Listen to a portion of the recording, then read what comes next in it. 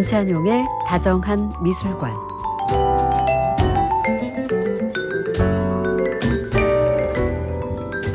미술관에 깃든 사람과 풍경, 예술에 대한 이야기 들려드립니다. 다정한 미술관으로 함께 가보실까요? 오늘도 김찬용 도슨트님과 함께 하겠습니다. 어서 오십시오. 안녕하세요. 반갑습니다. 반갑습니다. 지난 3주 근황을 제가 여쭈려고 네네. 딱 하고 있었는데 네네. 많은 일이 있으셨던 것 같더라고요.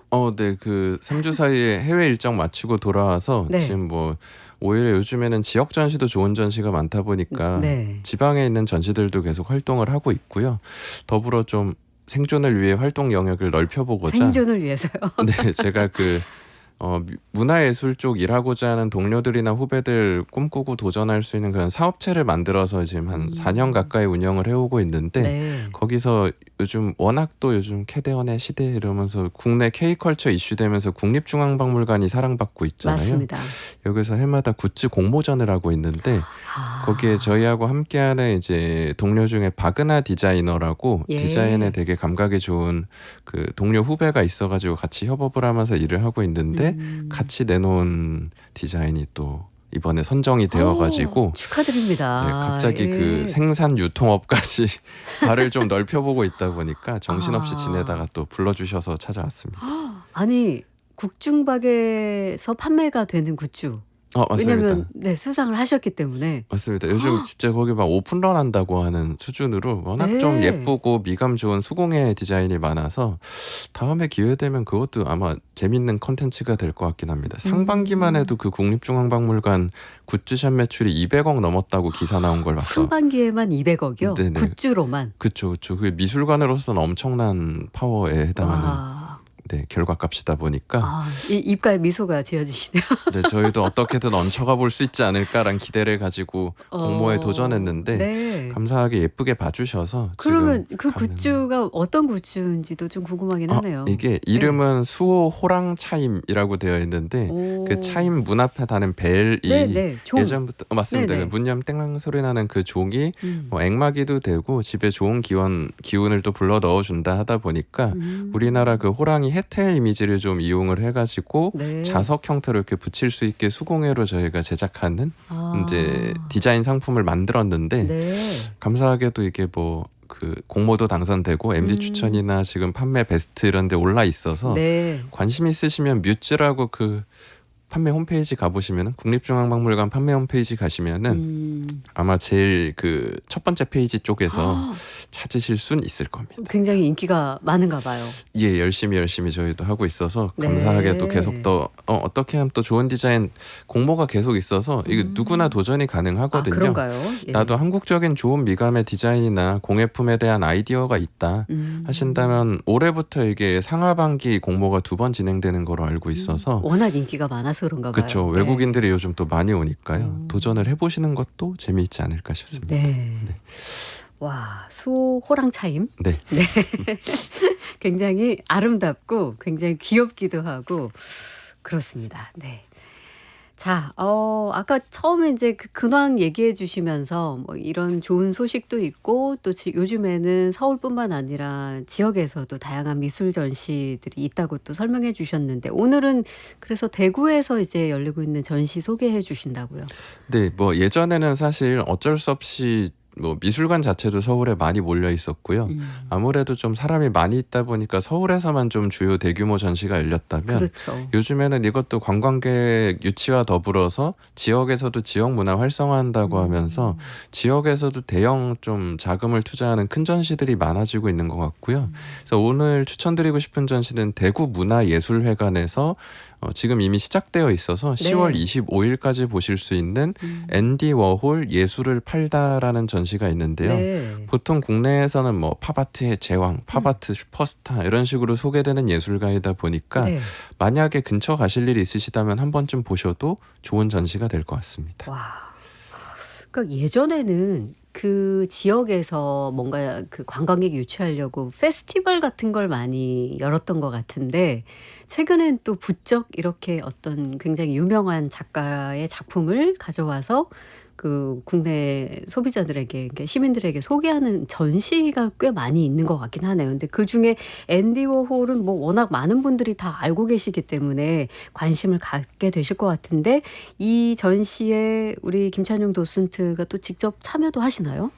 네, 이것도 저는 좀 특이하긴 했었는데요. 예. 전 어쨌든 서울에 거주하고 있다 보니까 음. 지역에서 있는 전시들은 보통 오프닝 정도만 초대해서 진행을 요청하시는 경우가 많이 있었는데 네. 지역에 있는 이 지역 주민분들께 좀 다양한 경험과 이런 안내 경험도 서비스적으로 확대해보고 싶으시다고 이번에는 어쨌든 제가 내려가면 교통비나 뭐나 추가적인 인건비가 소모될 수밖에 없으실 그렇죠. 텐데 네. 그럼에도 한번 시도해보고 싶다 하셔가지고 지금 그래도 거의 1.5주, 2주 정도 격주 정도 수준으로는 매주 주말에 내려가서 네. 안내를 진행하고 있고요. 그럼 끝날 때까지 그렇게 하시나요? 네, 10월 맞습니다. 25일까지? 그래서 예. 9월하고 10월에도 지금 거의 2주 간격으로 한 번씩은 있다고 오. 주로 토요일이나 대체 공휴일 되는 월요일에 그 광복절 대체 공휴일이나 개천절 대체 공휴일에 간다라고 봐주시면 좋을 것 같고요. 네. 놀라웠던 건 지역에 가서 도슨트 하면은 흥행전시다라고 얘기해도 많이 들으셔도 한 5, 60명 정도 들으시면 진짜 많다 얘기가 나왔었는데 네. 여기는 가서 대기할 때마다 긴장하게 되는 게 평균이 100명 이상씩 참여해 주시고 많이 오시네요. 네, 저희 카운팅할 때 많을 때는 150명 이상 참여하셨을 때도 있어가지고 대구에서 이렇게나 또 워홀과 더불어 문화예술을 좋아하시구나 이걸 경험하고 있어서 네. 저도 그 지역 예술 활성화에 좀 어떻게든 뭔가 좀 힘을 덧붙여 보고자 네. 열심히 하고 입소문도 내고 그러고 네. 다니고 있습니다. 대구에 계신 분들 혹은 그냥 여행 삼아 대구를 가시는 분들 주말이나 아니면은 그렇게 대체 공휴일에 우리 김찬용 도슨트의 또 도슨트 설명을 들으면서 전시를 보면 훨씬 더 흥미진진할 것 같으니 네, 잘 확인하시고 가보시면 좋을 것 같은데 앤디 워홀은 뭐 워낙 유명해서 근데 워낙 유명해서 잘 모르는 거 그런 거 있잖아요. 네네. 그래서 좀 소개를 해주시면 좋을 것 같아요. 근데 그게 참 아이러니한 게 워낙 진짜 말씀하신 것처럼 이름도 유명하고 대표작 이미지가 많이 알려져 있어가지고 네. 앤디 워홀하고 언뜻 보여드리면 알긴 아시는데 앤디 워홀 하고 끝나죠. 그렇죠. 근데 그 사람이 뭐 왜 유명하거나 왜 대단하다고 네. 평가받는지까지는 사실 낯설어 하시는 경우가 많이 있거든요. 일단 인생 궤적으로 먼저 출발을 해보자면 네. 미국 예술가로 소개되기는 하지만 원래는 이분은 이제 체코슬로바키아에서 이주한 집안에서 태어났다라고 알려져 있고 네. 그래서 부모님 때까지만 해도 아버지가 그 영어를 잘 못하고 하셔가지고 좀 서민 이하 수준이라고 할 정도로 가난하게 살았다라고 알려져 있고요. 네. 그래서 원래 이름도 앤드류 워홀라란 이름을 가지고 있었는데 이제 사인하고 예술가로 활동하는 과정에서 좀 더 미국식 이름 발음이 좋은 것 같다 해가지고 앤디 워홀이란 이름으로 활동하게 된 사람이다라고 보시면 될 것 같은데요. 네, 네. 어릴 때 워낙 내향적이고 약간 좀 병원 생활도 오래 하고 했다라고 해서 몸이 선천적으로 약해가지고 그러다 보니까 그림 그리고 이런 걸 좋아해서 어머님이 이게 또 아들 사랑은 엄마라고 네. 그 가난한 환경에서도 아들이 그림 그리고 싶어 하면 어떻게든 돈 모아서 미술 도구 갖다 주시고 대학 갈 무렵에 사진 찍고 싶어 하면 어떻게든 돈을 모아서 카메라 뭐 비싼 건 아니라도 사주시고 이런 어머니였어가지고 네. 자연스럽게 혼자 있는 시간 동안 미술에 대한 관심이 커져서 원래 피츠버그 쪽에 사셨었는데 그래서 그 지역 주변에 있는 카네기 공과대학에 진학하셔가지고 원래는 시각 디자인 전공하시거든요. 시각 디자인을 전공했다고요? 네, 맞습니다. 오. 그래서 원래는 디자인을 전공하고 뉴욕에 와가지고 디자이너로 진짜 빠른 시간에 성공을 해가지고 네. 그 기록으로는 이틀 만에 일을 받고 성공했다라고 네? 알려져 있는 수준이어가지고 예. 원래는 디자이너 생활을 하다가 순수미술가로 넘어와서 지금 우리가 아는 그 팝아트 슈퍼스타가 된 사람이 앤디 워홀이다라고 보시면 좋을 것 같습니다. 디자이너로 어쨌든 또 아주 빠른 시기에 성공을 했다는 사실은 좀 처음 알게 되는 것 같은데 굉장히 감각적이다. 이 아티스트는 뭔지 모르겠지만 좀 독특한 감각을 가지고 있다는 느낌을 어렴풋이 알 것 같긴 한데 디자이너 시절은 그러면 어땠을까요?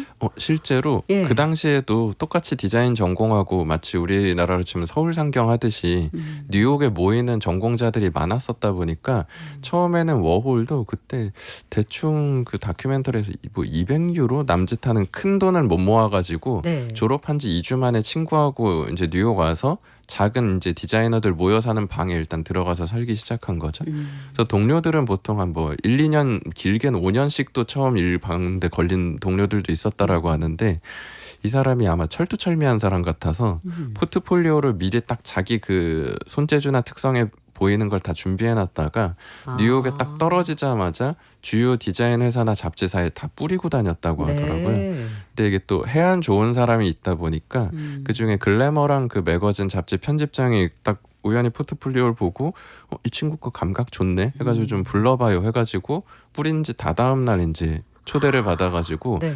얘기 듣고 이제 하는 낌새를 보니까 감각이 있는 친구다 싶어가지고 일을 맡겨봤는데 워낙 잘해가지고 그래서 입소문이 쉽게 나면서 그 이후부터는 단순히 잡지뿐만 아니라 온갖 일러스트 디자인에 다 참여하면서 사실은 디자이너로 이미 충분히 성공하고 자리 잡았었다고 네. 하고요. 네. 다만 자기 친구들이 그래서 워홀 넌 꿈이 뭐야? 막 이러고 물어보면 이것도 일화로 남아있는 게 난 마티스가 되는 게 꿈이야 라는 얘기를 했다란 일화가 있을 정도로 네. 디자이너로 성공하고 충분히 먹고 살만 했지만 이 사람의 꿈은 예술가로서 역사에 자신의 이름을 남기는 것이었었기 때문에 자연스럽게 그 경험치를 끌고 와서 순수미술에 적용시켰다라고 보시면 좋을 것 같습니다. 네.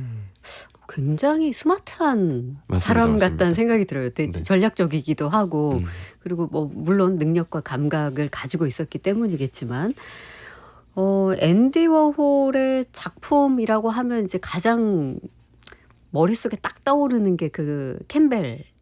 맞습니다. 네, 캔을 아주 반복적으로 똑같은 이미지를 반복 배치해 놓은 그것과 또 누가 있을까요? 그 배우 마릴린 먼로의 네네. 사진이 있을 건데 그 보통 앤디 워홀은 대체적으로 이런 식의 작품을 많이 남겼잖아요. 네네. 그 작품의 특징이라고 하면 어떤 점일까요? 이것도 아까 전략적이라고 말씀하신 게 진짜 포인트였던 것 같은 게 네. 앤디 워홀이 그렇게 디자이너 생활하다가 본인이 고민해 보니까 지금 시대의 사람들은 무엇에 열광하며 살아가지 이런 고민을 하다가 그걸 예술에 한번 사용해 봐야겠다고 고민하다가 제일 처음 선택한 건 코믹북 만화였다고 하더라고요. 그 시대에 이미 우리 지금 열광하는 뭐 슈퍼맨, 배트맨, 아이언맨 이런 거 다 나와 있는 시대였었다 보니까 네. 요즘은 사람들이 그리스 로마 신화나 혹은 종교에 열광하기보다 굳이 요즘 느낌으로 얘기하자면 그 MG 막 이렇게 어린 친구들은 그런 마블, DC 코믹북 이런 거 보면서 막 수집도 하고 열광도 하고 뭐 영웅 멋있다라고 선망하고 그러네. 네. 이게 이 시대의 그리스 신화네. 이런 생각을 해가지고 네. 원래는 만화 이미지를 이용해가지고 작품을 샘플을 제작했다고 하더라고요. 초창기에. 그쵸. 네. 그리고 아까 말씀하신 것처럼 좀 계획적이고 철두철미한 사람이다 보니까 이걸 또 포트폴리오로 준비해가지고 갤러리들에 이제 찾아간 거죠. 네. 이런 거 해보려고 하는데 어때요? 하고 보여준 건데 한 갤러리에서 재밌네요. 근데 만화로 이미 이런 거 하는 사람 있어요 하고 이제 한 명을 소개해 줬는데 그분이 후에 이제 앤디 워홀의 세기의 라이벌 뭐 이렇게 소개되게 되는 로이 리히텐슈타인이라는 예술가가 네. 이미 만화를 이용해서 이렇게 망점으로 하는 작품을 하고 있었는데 네. 앤디 워홀이 정말 똑똑했던 건 그걸 가서 자기가 보고 느낀 거죠.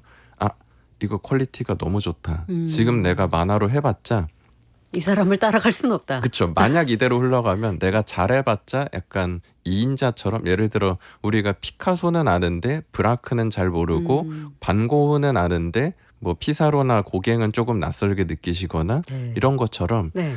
약간 2인자가 돼버리겠다. 역사에서 후발주자처럼 보이겠다라고 판단해서 그러면 만화가 아니고 이 시대를 상징할 수 있는 게 뭐가 있지? 하다가 이 사람이 처음 선택한 게 캠벨 스프하고 코카콜라. 거든요. 캠벨 스프는 신라면 같은 거로 생각하시면 될 것 같고 네. 코카콜라하고 이런 소비재를 선택해서 심지어는 판화로 막 찍어냈었던 이유가 이 사람 입장에서는 예를 들어 그 한 세기 전 세상의 중심이었던 프랑스 파리 정도만 해도 뭐 예를 들어 저 같은 그 당시에 서민이 마시는 하우스 와인하고 잘 사는 그 당시에 좀 귀족이나 혹은 좀 더 산업혁명 시대 이후라고 해도 상인 부르주아들이 마시는 예를 들어 뭐 돈페리뇽 네. 이런 와인은 어떤 와인을 먹고 어떤 식사를 하느냐 자체가 그 사람의 계급을 바로 나눠버리고 증명해버렸다는 그렇죠. 거죠. 네. 근데 자본주의 시대 미국의 상징은 빈부격차라는 게 존재할지언정 제가 먹는 코카콜라랑 정치인이나 연예인이 먹는 코카콜라나 혹은 그 신라면이나 다 똑같은 걸 소비하기 때문에 네. 이게 결국에는 미국이 가지고 있는 20세기의 뭐 평등이자 자본주의 문화이고 그 대량 생산성을 통해서 어찌 보면 나름의 민주화를 추구한다는 게 아. 20세기이자 미국의 아이콘 문화다 해가지고 이 사람은 소비재를 선택하기 시작한 거죠. 그래서 의도적으로 처음엔 사실 이분이 코카콜라 손으로 그렸었거든요. 네. 근데 그리다 깨달은 거죠. 어차피 지금 대량 생산 시대인데 그리고 자기가 보기에는 판화 기술 발전 속도가 너무 빠른데 이거 계속 손으로 그리는 게 장인 정신에 과연 미래에도 의미가 있을까?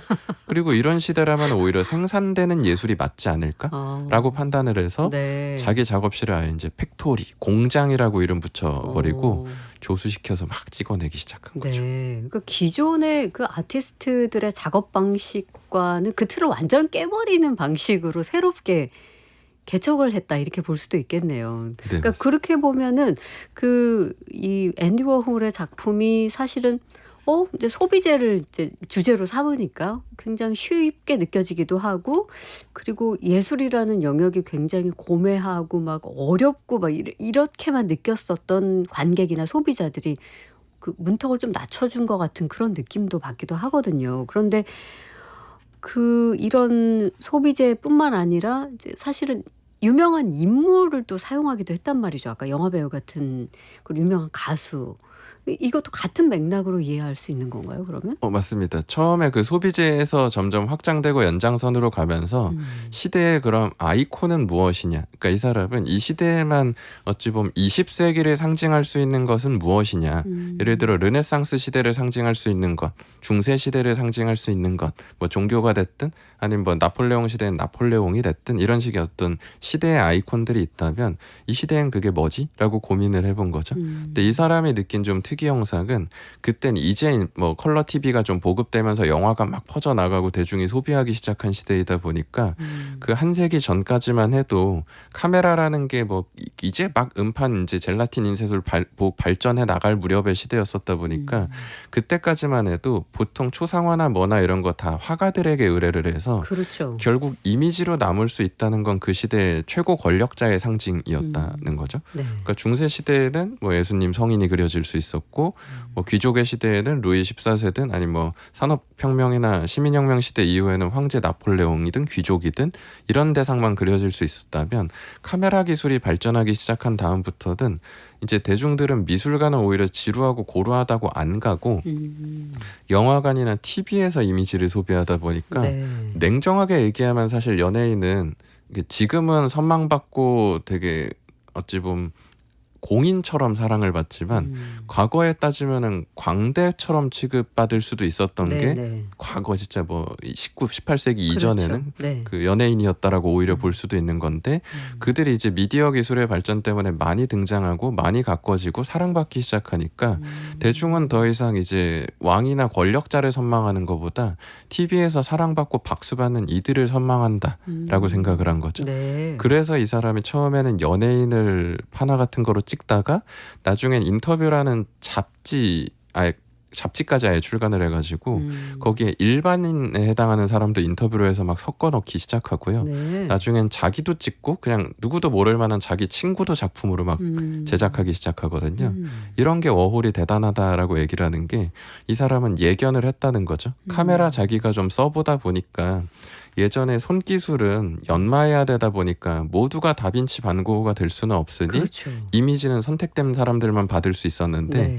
자기가 카메라 쓰다 보니까 이건 기술 매체고 쉽게 배울 수 있어서 처음에는 스스로를 찍을 줄 모르고 내가 사용할 수 있다는 생각을 못해서 요즘 어린 학생들은 아마 공감 못할 것 같긴 한데 저 어릴 때 무의식 중에 불렀던 노래 중에 네. 텔레비전에 네. 내가 나왔으면 이런 걸 부르는 다 게 했죠. 그쵸. 예. TV에 나오는 게 권력이라는 걸 무의식 중에 알았다는 거죠. 그렇죠. 근데 워홀은 이거 자기 찍는 방법에 대해서 스스로들 알게 되기 시작하면은 더 이상 TV 속에 나오는 스타를 선망하는 게 아니라 본인 스스로가 저기에 나오는 이미지 자체가 되고 싶어서 욕망하는 시대가 올 것 같고 그 지금이잖아요, 사실. 그쵸. 예. 그 시대가 오면은 결국 아이콘이라는 건 뒤섞여서 이제 완전 상쇄되고 없어지고 가치를 잃고 방황할 거다에 대해서 이미지로 질문했다라는 평을 받는데 한 세기 지나고 보니까 한 70년 지난 거죠. 네. 말씀하신 것처럼 지금 우리가 딱 그 농담 섞어 말씀드린 대관종의 시대를 그러니까요. 살고 있다 보니까 그게 이 사람이 어. 대단하다고 평가받는 기조라고 보시면 좋을 것 같습니다. 아니 이제까지는 그 앤디 워홀의 되게 감각적이고 강렬한 그 작품들만 떠올라서 그냥 좀 그런 아티스트구나라고만 생각했지 설명을 들으니까 앤디 워홀은 사실은 굉장히 사회학자 같은 맞습니다. 예, 맞습니다. 면모가 있었던 것 같아요. 그러니까 시대를 읽는 눈, 그 트렌드를 캐치하는 감각 이런 게 굉장히 탁월했던 그런 아티스트였다는 생각도 듭니다만 이게 지금은 굉장히 역시 앤디 워홀이야 이런 평가를 받습니다만 당대에 아까 그 시대의 변화의 변곡점에 있긴 했습니다만 이게 너무 예술의 가치를 떨어뜨리는 식의 작업 아니야? 이걸 어떻게 예술 작품이라고 할 수 있겠어라는 당대 평가는 혹시 그런 부분이 있었을까요? 당대에는 말씀하신 것처럼 이 사람은 오리지널리티를 훼손하는 것에 해당하거든요. 복제하면서 그렇죠. 예술을 예. 해버리니까요. 네. 그래서 그 원본성을 훼손한다 이런 비판들은 물론 미술계 내부에서도 존재하는 예술가였고 네. 말씀하신 대로 너무 대중적인 이미지 위주로 제작되다 보니까 저게 과연 가치가 있는가에 대해서도 당대에도 여러 비판이나 논의가 있었다라는 기록들은 남아 있는데 네. 그럼에도 앤디 워홀은 진짜 가볍게 얘기하자면 저는 그 우리나라로 따지면 현재로 따지면 GD 같은 그런 다재다능한 그 문화예술적 능력을 가진 사람에다가 인문학자나 철학자 같은 사고까지 가진 사람이어가지고 맞아요. 예. 여기에다가 좀 심지어는 그 자기의 욕망을 감추지도 않아가지고 예. 난 이런 아이디어를 가지고 있는데 그렇다고 고고하게 그냥 저 뒤에 서서 뱅크시 마냥 자본을 거부하지 않을 거고 나는 자본주의 작두 위에 올라타서 돈도 벌 건데 내 욕망도 드러내고. 그쵸. 네. 어차피 비즈니스도 그렇게 따지면 예술이지 뭐 해가지고 오. 자기 작업실을 영화 촬영장이자 클럽이자 이런 식으로 쓰다 보니까 말씀하신 비판하는 여론에서는 우리가 기대하는 예술가라고 얘기하는 사람들은 반고흐 신화처럼 자기 인생 갈아 넣어가지고 네, 네. 살아생전에 힘들게 살다가 그 업적이 막 사후에 인정받고 이런 걸 보통 기대하는데 앤디 워홀은 스타처럼 막 신나게 살고 파티하고 네.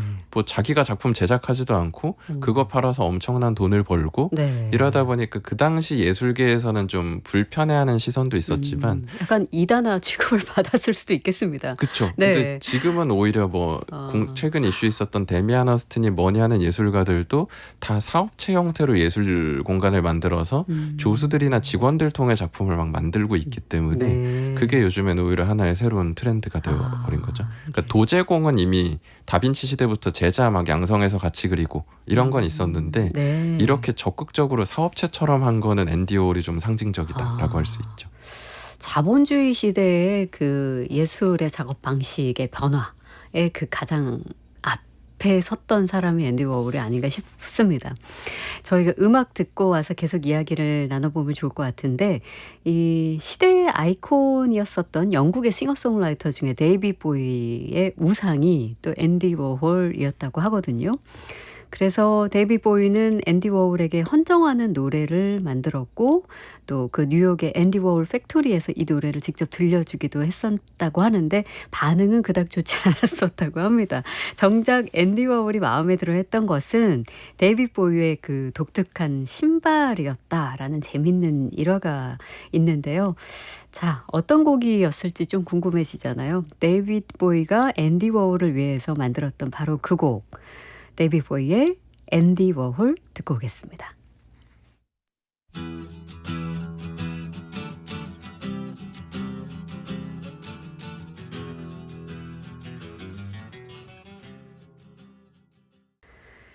네, 제목이 앤디 워홀입니다. 데이빗 보이가 앤디 워홀에게 헌정했던 바로 그 노래 앤디 워홀을 함께 들어봤습니다. 좋은데 왜 싫어했을까? 자, 4654번 쓰시는 분 익숙했던 작품에 시대적인 메시지가 담겨 있었네요 라고 이렇게 설명을 듣고 나니까 작품을 보는 눈이 좀 새롭게 생겨서 좀 흥미롭고 네, 재밌는 지점인 것 같습니다. 국악방송 박혜진의 문화시대 수요일 코너 김찬용의 다정한 미술관 함께하고 있습니다. 자, 앤디 워홀에 대해서 우리가 이야기를 나눠보고 있는데 작품 뭐 몇 가지 설명해 주셨잖아요. 그런데 앤디 워홀은 작품도 작품이지만 또 명언 제조기로도 아주 유명하신 분이죠. 네, 실제로 그게 뭐 남긴 말이 너무 많아가지고 네.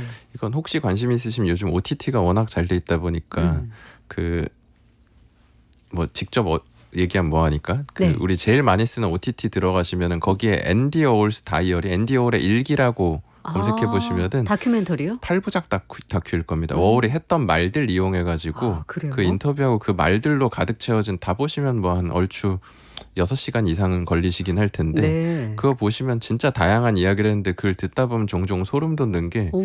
50년 전, 70년 전 사람인데 왜 지금 살면서 인터뷰했다고 해도 전혀 이질적이지 않은 얘기를 하지? 이런 것들이 되게 많거든요.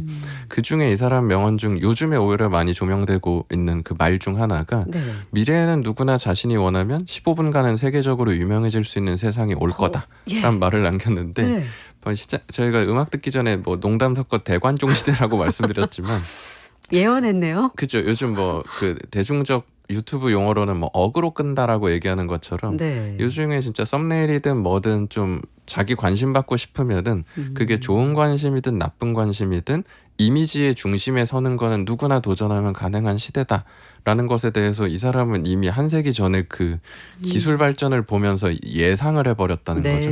이런 식으로 기술이 발전되고 예전에는 선택받은 사람만 이미지가 될 수 있었다면 누구나 이미지가 될 수 있다면 누구든 더 돋보이고 싶어 할 거고 그 과정으로 간다면 진짜 나중엔 그 욕망이 터지는 시대가 올 거다. 네. 이걸 작품으로도 표현을 하고 이야기로도 표현을 했었던 사람이다 보니까 그게 이 사람이 이슈되는 이유라고 보시면 돼서 네. 사실 2022년에 이 사람 작품 그 마릴린 먼로 초상 하나가 판화로 제작되는 건데도 경매에 나와서 거래가가 하나로 한 2,500억 정도의 판매가 2,500억 원이요? 네, 엄청난 가격이잖아요. 그게 와. 20세기 이후 미술품 중에선 1위, 아직까지 1위거든요. 다빈치 작품 빼면 2위여가지고. 어머머.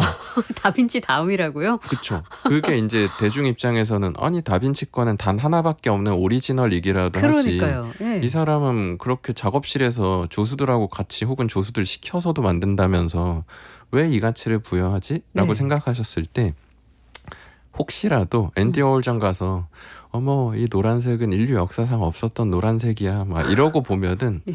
힌트가 좀 어긋났다는 거죠. 물론 이 사람이 디자인도 잘하고 색감이 좋아가지고 보면 예쁘거든요. 그렇죠. 되게 예쁘고 네. 감각적인 걸 만든 건 분명한데 이 사람의 세월이 지날수록 가치 인정을 받는 건 손기술이 좋아서 라기보다는 그 안에 담아낸 철학이나 질문이나 이야기들이 지금 우리 시대에 메시지를 주고 있다라는 네. 측면 때문에 대접받는다고 보시면 되고 그래서 개인적으로 흥미로운 게 이 사람의 명언으로 국내 몇몇 방송 예능 이런 데서도 아예 워홀 이름으로 소개된 명언 중 하나가 네, 네. 일단 유명해져라. 그럼 똥을 싸도 박수 칠 것이다.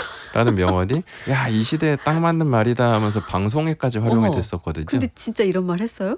근데 이게 추적이 네. 불가능해서 해외에서는 아예 존재하지도 않고 예. 우리나라에만 존재하는 명언으로 퍼날라지고 있거든요. 어디에서 근원이 그러니까 되었을까요? 우리나라에 뛰어난 아이디어 창작자가 많다 보니까 누가 인터넷에 아마 질른 것 같은데 아. 공감된다고 이게 막 앤디 워홀 사진 위에 영문까지 넣어서 막 오. 인스타에 퍼다 나르기 시작하고 이러다 보니까 네. 이미 오래 전부터 이런 명언이 한국에만 나돌게 된 거죠. 근데 제 개인의 흥미롭네요. 상상력에서는 예. 앤디 워홀 살아 있었으면은 이 현상 보고 아마 흥미로워하고 좋아했을 것 같습니다. 그러니까요. 내 말 맞지 않냐. 네. 결국에는 기술 이게 이미지뿐만 아니라 기술과 정보가 광범위해지고 발전하기 시작하다 보면은 오리지널과 레플리카, 진짜와 복제품은 구분 안 되고 뒤섞이면서 판단할 수 없는 시대가 올 거다에 대해 상상하고 표현하며 얘기한 사람인데 지금 우리 시대가 그렇잖아요. 이미지도 요즘에는 AI 때문에 이거 진짜 맞아? 아니야? 맞아요. 의심해야 진위 여부를. 되고 네. 그렇죠. 정보도 그렇고 그러다 보니까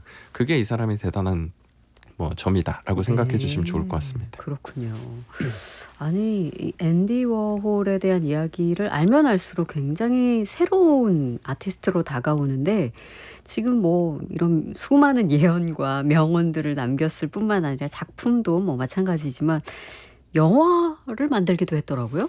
네, 그 물론 막 아카데미 시상식, 뭐 칸 영화제 이런 대형 막 영화제는 아니고요. 예. 인디 영화제에서 감독상도 받으셨던 분이거든요. 그때 이제 상 받을 때 대표적인 영화가 엠파이어 혹은 뭐 슬립 잠이란 영화가 있는데 영화 지금 유튜브에 풀 버전이 다 그대로 막 올라가 있거든요. 근데 예. 보시면 웃긴 게 네. 엠파이어라는 영화는 엠파이어 스테이트 빌딩을 네. 삼각대 세워놓고 창가에서 촬영을 시작해서 8시간 동안 풀타임으로 찍은 다음에 네. 편집 없이 영화관에서 8시간을 상영해버리는 게 그 영화입니다. 아. 뭐야? 라는 생각하실 수 있는데 앤디 워홀이라 그게 그냥 영화가 되는 걸까요? 그치, 그 오디세우스 3시간은 일도 아닌 거죠.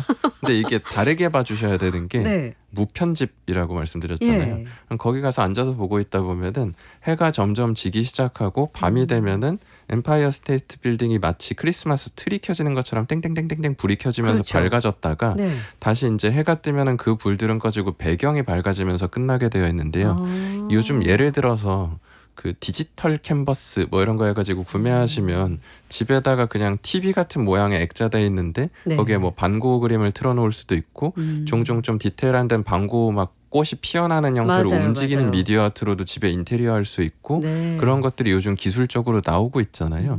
이 사람은 그걸 아예 영화로서 시도했다라고 보시면 돼서 네. 영화라는 매체가 편집하고 해서 어떤 서사를 보여주는 것 외에도 하나의 회화 작품을 보는 듯한 이런 경험적 매체가 될 수 있다에 대한 아이디어도 보여줬고 이게 사실 이미 뭐 빌비올라 이런 이 시대의 거장 미디어 아티스트들을 통해서 혹은 대중적으로 변화된 건 뭐 빛의 벙커니 막 이런 형태로 미디어를 통해서 회화적 경험을 할 수 있다라는 게 지금 우리 시대엔 또 상용화가 되어 있기 네. 때문에 네. 그걸 실험적으로 보여줬다라고 할 수 있는 거죠. 와, 흥미롭네요. 독특한 사람입니다. 근데 진짜. 그거 많이 봤어요? 엠파이어 8시간 5분짜리. 아, 저는 8시간 다 보진 않고 네. 초반이 이제 해 지기 시작한 다음에 해 딱 뜨는 그 밤 되는 순간이 되게 예쁘거든요. 그때가 좋긴 하겠네요. 네, 진짜 이게 노을 크리스마스 지면서 트리 딱 이제 켜지는 그런 그렇죠. 느낌이어서 예. 그 정도만 본 다음에 그냥 뛰어넘기 몇 번 아. 하고 엔딩을 보고 와. 그 사실 잠이라는 작품도 자기 친구 자는 모습 5시간 반 찍은 다음에 그것도 무편집으로 상영하는 게 그 작품입니다. 이게 정말 파격적인, 그러니까 약간 실험적인 그런 영화를 한 거네요. 그렇죠. 그 당시에. 시대의 관점에서 워홀은 그게 더 진실이라는 거죠. 편집은 결국 창작자의 선택에 의해서 만들어지는 가상에 해당하니까요. 그대로 보여주는 방식으로 그냥 맞습니다. 독자가 자신의 서사를 만들게. 네. 와. 근데 또 그것뿐만 아니라 우리가 앤디 워홀을 이렇게 기억하게 된 것은 요것들뿐만 아니라 스스로를 굉장히 브랜드화라고 할까요? 그걸 굉장히 잘한 작가인 것 같아요. 그래서 실제 작품에 자신의 얼굴을 넣기도 하고 뭐 외모나 말투, 행동 이런 것들도 조금은 독특한 그런 지점이 있었던 것 같은데 이런 게 다 좀 의도되거나 계획된 것들이었을까요? 네, 앤디 워홀이 나중에는 자기 자신을 판화로도 많이 만들고 제작하고 네. 사진도 자기 막 찍어가지고 공개하고 하거든요. 그러니까 제가 아까 말씀드린 요즘 오히려 이슈되는 뱅크시 이런 예술가하고 다르다는 게 뱅크시는 누군지 거의 확정된 수준인데도 인정을 안 하잖아요. 그게 오히려 어떻게 네. 보면 더 진화해서 멋있다라고 할 수 있는 게 네. 자신이 예를 들어 어느 정도 경제적 수준에 살고 어떤 뭐 인종이고 어느 국가 사람이고 이게 명확해지면은 그 사람이 던진 메시지의 가치가 훼손되거나 변질될 수 있기 때문에 그렇죠. 오히려 숨어버린다면 네네. 앤디 워홀은 욕망을 숨기지 않는다라고 얘기했잖아요. 자기가 보기엔 이런 시대가 올 것 같은데 자긴 그걸 막연히 풍자할 게 아니라 그렇다면 내가 그 위에 제일 먼저 올라타가지고 그걸 누려야지 하고 처음에는 연예인들로 시작했지만 거기에 자기 이미지를 섞어버리기 시작해서 자기 스스로가 아이콘이 되어버렸고 네. 어찌 보면 그 이미지 권력을 이용해서 영화 감독이자 팩토리를 클럽으로 쓰고 셀럽이나 스타 데이빗 보이나 실제 앨범 커버 디자인도 너무 많이 해가지고 뭐 예를 들어서 벨벳 언더그라운드나 뭐 롤링스톤스나 비틀스나 다 앨범 커버에 앤디 워홀이 참여를 했어가지고 자기 자체가 스타가 됐던 사람이기도 하고요. 네네. 근데 말씀하신 것처럼 성격은 되게 내향적이고 섬세했었던 사람으로 알려져 있어서 뭐 직접적인 커밍아웃을 본인이 하진 않았지만 공공연하게 이제 동성애적 정체성을 가졌었다라는 게 이미 알려져 있어가지고 되게 예민하고 독특한 감정을 섬세한 성격을 가졌던 사람인데 네. 그래서 오히려 스타성도 더 강했다라는 평을 받기도 합니다. 그러네요. 그러니까 그냥 사람 자체가 어떤 되게 지금 이 현대의 한 작품 같은 그런 그쵸. 이미지로 네, 우리에게 아이코닉하죠. 남아 있으니까요. 굉장히 그 헝클어진 은색 그 머리와 안경 뭐 맞습니다, 이런 맞습니다. 장면들이 눈에 굉장히 띄었던 것 같습니다. 김찬용 도슨트가 생각하는 앤디 워홀 작품 세계의 특징이라면 뭐 기존에 소개해 주셨던 거 말고도 또 있을까요? 그러니까 앤디 워홀하면 아까 말씀드린 것처럼 국내에서는 이름은 되게 익숙하고 네. 그 연예인 많이 찍은 사람, 그 이상한 상품 많이 찍은 사람 이런 식으로 좀 표면적 인지가 많이 되어 있기는 하거든요. 근데 말씀드린 것처럼 처음 그냥 애호가로 구경 가실 때는 그냥 색감만 보셔도 상관없지만 진짜 앤디 워홀의 가치라고 보통 얘기하는 건 말씀드린 이 사람이 가지고 있었던 생각이나 철학이나 아이디어가 한 세기 지나고 보니까 우리 시대에 완벽하게 적용된다라는 측면 때문이어서 네. 이게 누군간 그 생각할 수 있거든요. 단순히 그런 생각과 아이디어 좀 가졌다고 그게 대수야? 라고 생각하실 수도 있는데 예를 들어서 뛰어난 뭐 인류학자나 혹은 뭐 역사학자들은 역사를 막 텍스트로 과거에는 뭐 이런 식으로 하다가 산업혁명으로 기차가 생겼고 이 시대에 뭐 이런 AI 기술이 나왔기 때문에 미래에는 인류가 이렇게 살게 될 거다. 이런 좋은 문헌을 써가지고 예를 들어 역사의 이름을 남긴다면 시각예술가들은 그걸 언어로서 풀어내는 게 아니라 시각 매체를 통해서 나는 이런 변화의 패러다임의 시대를 살고 있는데 이게 미래에 이렇게 될 거다. 이걸 표현해 내는 사람들은 위대하다는 얘기를 듣고요. 그 안에 갇혀가지고 그냥 예쁘고 클래식하긴 한데 결론적으로 그 시대 외에도 얼마든지 존재할 수 있는 걸 만들어내시는 분들은 뛰어난 미술가이긴 하지만 역사에선 점점 잊혀지게 되는 형태여서 워홀이 세월이 지나면 지날수록 이렇게 이름이 선명해지는 이유는 이 사람이 그만큼이나 자신의 시대의 특성과 미래에 대한 정확한 이해를 했다라는 측면에 관심을 갖고 봐주시면 네. 좀 더 가치 있게 느끼시지 않을까 싶습니다. 자, 앤디 워홀에 대한 공부를 여기까지 이렇게 아주 잘 해두었습니다. 지금 대구문화예술회관에서 진행 중인 전시 제목이 앤디 워홀 예술을 팔다. 부제가 예술을 팔다인데 이제 여기에서는 뭘 보여줄지가 궁금하거든요. 어떤 전시로 구성이 되어 있습니까? 여기는 가시면 워홀에 말씀드린 워낙 다방면 활동을 했다 보니까 전시물 300여 점이라고 되어 있는데요. 이게 워홀이 제작한 판화도 일부 있을 거고 네. 그와 더불어 워홀이 디자이너 시절에 제작했었던 뭐 디자인 결과물들 그리고 놀라웠었던 건 우리나라 국공립미술관들도 요즘에는 조금씩 이제 소장품들을 예산을 조금씩이라도 투자해서 늘려가고 있어서 대구이다 보니까 여기 대구시립미술관에 소장되어 있는 앤디 워홀의 작품이 2점이 있다고 하더라고요. 그래요? 그 중에 네. 특히나 이번에 전시되는 골드북이라는 책 같은 경우에는 이 사람이 아까 그 감 좋을 때 네. 좀 자기 고용해줄 수 있는 사람들한테 포트폴리오 보내야지 네네네. 하고 만들었던 것 중에 제일 고급 한정판이어가지고 오. 세상에 별로 남아있지도 않은 건데 그중 하나를 대구시립미술관이 구매를 해서 가지고 있다고 하더라고요. 그러니까 앤디 워홀의 포트폴리오인 거예요? 그쵸. 그래서 와. 그것도 보실 네. 수 있고 해가지고 네. 가시면은 방대합니다. 앨범 커버 디자인도 보실 수 있고 뭐 예를 들어 패브릭 디자인도 보실 수 있고 네. 판화도 보실 수 있고 사진도 보실 수 있고 이런 식이어서 네. 워홀의 디자이너부터 순수 미술가까지의 그 변화의 과정을 전시물을 통해서 좀 이해하게 되어 있다라고 보시면 될 것 같습니다. 10월 25일 일요일까지 진행합니다. 대구문화예술회관 미술관 스페이스 하이브에서 전시 중이고요. 제목은 앤디 워홀 예술을 팔다입니다. 그래도 이거는 꼭 봐야 된다. 도슨트 하고 계시니까요. 이렇게 많지만 이거 정도는 놓치고 오면 좀 아쉽다 하는 게 있을까요?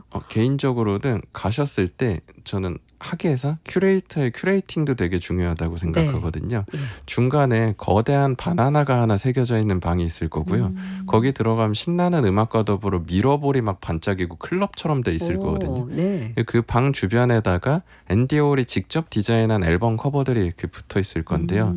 같은 작품도 그냥 연대계 순으로 막연히 나열하는 것보다 어떻게 보여주느냐에 따라 전 되게 달라진다고 생각하는데 그 공간 자체를 좀 보시길 추천드리는 이유가 앤디 워홀이 결론적으로 꿈꿨었던 건 단 하나밖에 없는 오리지널 작품은 진짜 권력자나 자본가들 가진 자들만 소장할 수 있고 그들이 보여줄 때 우리는 향유 가능하다면 앨범 커버가 됐든 포스터가 됐든 이런 걸 원본과 다를 바 없는 수준의 고품질로 우리가 만들어내고 향유한다면은 투자 가치로 살 게 아닌 이상은 그걸 집에 뭐 붙여놓고 향유하는 것만으로도 대중의 일상 속에 내 집이 미술관처럼 될 수도 그렇죠. 있고 네. 향유될 수 있다. 네. 이걸 뭐 완성하진 못했다. 그걸 이제 뱅크시나 후배들이 이어가고 있다라는 평을 받지만 시도해서 시작의 길을 열었다라고 평가받는 게 워홀이어서 그 미러볼 방에 들어가 보시면은 뭐 굳이 얘기하자면 그래 내가 2,500억짜리 워홀 작품은 못 사도 네. 나가는 길에 뭐 워홀 포스터든 워홀이 디자인한 앨범이든 이거 사서 집에 놓고 워홀의 이 생각에 공감하면서 향유해야지 이런 시대의 이야기를 아마 만나보실 수 있을 것 같아서 네. 그 벨벳 언더그라운드의 커버가 소개되는 공간은 한 번쯤 꼭 가보시길 추천드립니다. 굉장히 궁금해지네요. 자, 추천 방 그리고 추천 프로젝트, 프로그램 이런 것도 소개해 주셨습니다만 전시에 이제 방문하실 분들을 위해서 이런 부담은 갖지 마시고 이렇게 감상하면 좋다. 감상 팁이랄까요? 그런 거 주신다면요. 이게 말씀드린 것처럼 막상 저는 워홀은 이런 가치가 있으니까 이렇게 봐주세요라고 이런저런 얘기를 하지만 네. 이 방송을 듣고 오히려 부담 느끼신 분도 있으실 거거든요. 너무 알게 되어서. 난 그냥 가볍게 보려고 했는데 내가 막 뭐 시대정신이니 철학까지 알아야 돼라고 생각하실 수 있는데 네. 굳이 그렇게 보실 필요는 전혀 없거든요. 처음에는 말씀드린 약간의 사치와 허영으로 워홀 거 예쁘다. 와, 이 시대엔 이런 스타들 사랑받았구나. 이 시대에 이런 거 많이 샀구나 하고 가볍게 보셔도 상관없는데 그 호기심이 이제 반복되다 보면 점점 근데 이게 이 정도까지 가치 인정을 받는 건 뭘까 하고 호기심이 늘어나다 보니까 그때쯤 이걸 다시 한번 그 문화시대를 다시 한번 들으시면서 그렇구나 네. 하면서 보시면 또 다른 재미가 연장될 수도 있을 것 같아서 네. 시작은 부담 갖지 마시고 한 작품당 3초씩만 보셔도 상관없으니 산책하러 한번 가보셔도 좋다라고 추천드리고 싶습니다. 우리 코너 이름 잘 졌어요. 김찬용의 다정한 미술가. 얼마나 다정해요. 문화시대 또 다시 들어보라고까지도 이해해 주시고. 최대한 착한 척을. 감사합니다. 그러면은 도슨트님의 해설은 언제 만날 수 있어요? 저는 9월, 10월에도 격주로 가게 되어 있어서 네. 그 전시 홈페이지하고 제 SNS에 공진되어 있는데 주로 토요일하고 대체 공휴일 월요일에 제가 가면 있다라고 봐주시면 될 것 같습니다. 네. 제가 한 번 더 소개해드린다면 8월 17일 월요일에도 있고요. 오후에 맞습니다. 9월 5일 토요일, 9월 26일, 10월 5일, 10월 17일 이렇게 일단은 예정이 돼 있는 것 같습니다. 자, 박혜진의 문화시대 김찬용의 다정한 미술관. 오늘은 대구문화예술회관에서 10월 25일까지 진행되는 앤디 워홀 예술을 팔다 전시 함께 이야기 나눠봤습니다. 고맙습니다. 감사합니다.